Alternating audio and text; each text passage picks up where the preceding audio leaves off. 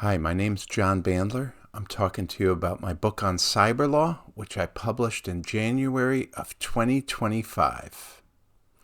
In this module, I'm going to talk about my book on Cyberlaw, and really Cyberlaw is just cyber and law, where technology intersects with law, and that's pretty much everywhere these days.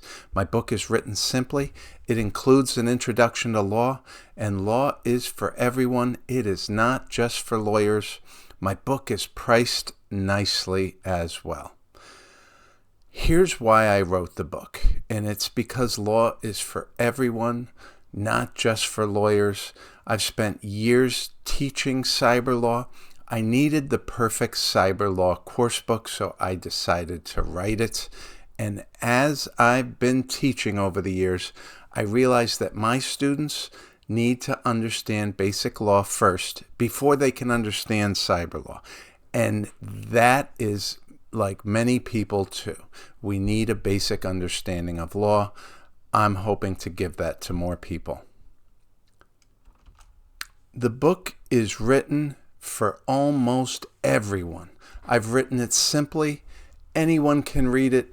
I wrote it so my students should never need to go to ChatGPT or some generative AI tool to try to summarize it. It doesn't get any simpler than the words I put together. It's organized and modular. There's parts, chapters, sections. There's a glossary, an index. I provide additional resources on my website. And it's layered, so that simple layer is up front before we dive into the more complex. This book covers a lot of great ground. I organized it into 10 parts. Part 1, we're getting into that learning mindset. Then I introduce law. Then we talk about technology and cyberspace, then criminal law. 2 parts on civil cyber law. We talk about international cyber actions and conflict between nation states. We talk about speech and expression online. And of course, to get there, we need to understand the law on speech first, which we ease into. Then we talk about organization and cyber law and management and compliance. Then we've got conclusion, resources, and appendix. And you can see the full chapter listing to see what each chapter covers. Each chapter is named simply, so you read the chapter name, you know what it covers. Who's this book for? Anyone interested in cyber law, or anyone that works or wants to work in an area of cyber, or an area of law, or management, or compliance. Now, some people are building a course on it. This book might work for your course. Feel free to reach out to me. You get to choose your speed in the book or choose your adventure. You can gloss over parts that you may be an expert in or familiar with, and you can go slower on areas that are new for you. I know that every person is different, and the book accounts for that.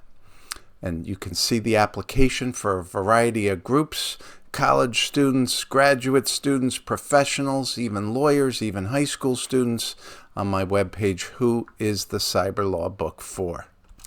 These links will be in the description. If you go to my webpage, it'll look something like this. I've got a page on frequently asked questions. I'll cover a couple for you now. Now, the book is 500 pages. That's really thick, isn't it? One of my students said it was intimidating at first. But it's not too much to read. It's breezy. It's simply written. The sections are short. I've got diagrams and ample text spacing. Every chapter starts on the right page. There's room for notes. The book has over 40 chapters. Isn't that too many? No, it's not. I organized the chapters the way I want to, in a simple, logical way. 1 chapter for each important topic. It is not organized like a lot of course books, 1 chapter per week of the semester, because in my view, that's not how I wanted to organize this book. This book has over 500 footnotes, plus all the other references. Isn't that too many? No, it's not. It's there if you need it, if you want it. If you want to skip it, that is your right to skip it, but they're there for you if you need it.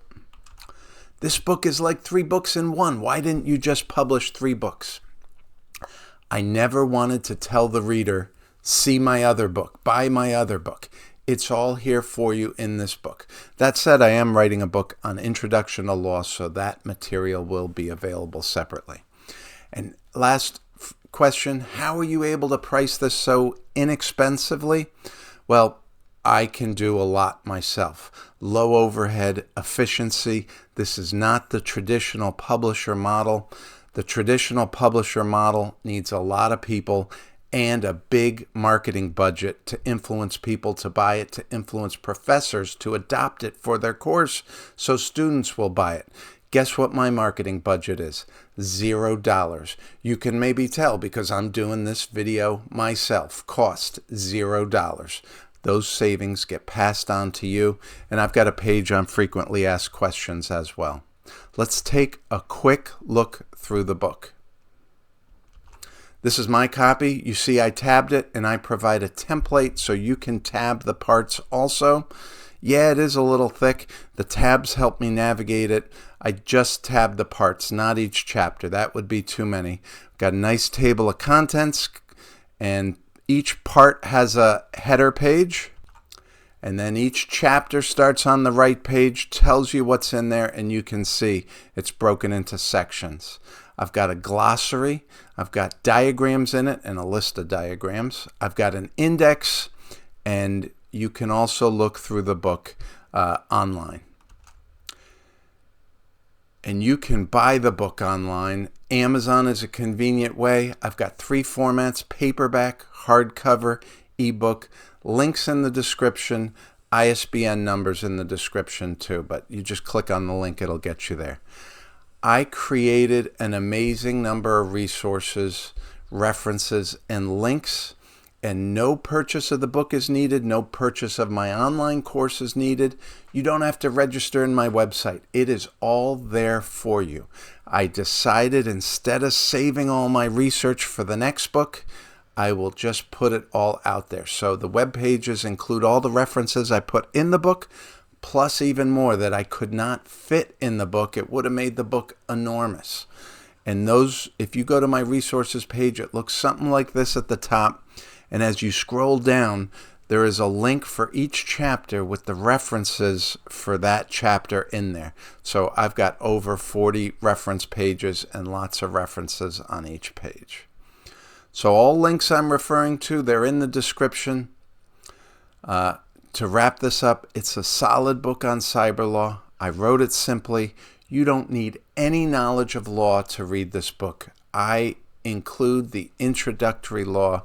I've priced it reasonably. It's affordable. Take a look at some other cyberlaw books out there. They are not cheap. If you want to learn more, check out the links that are in the description, and the links will include these. Remember, they're in the description.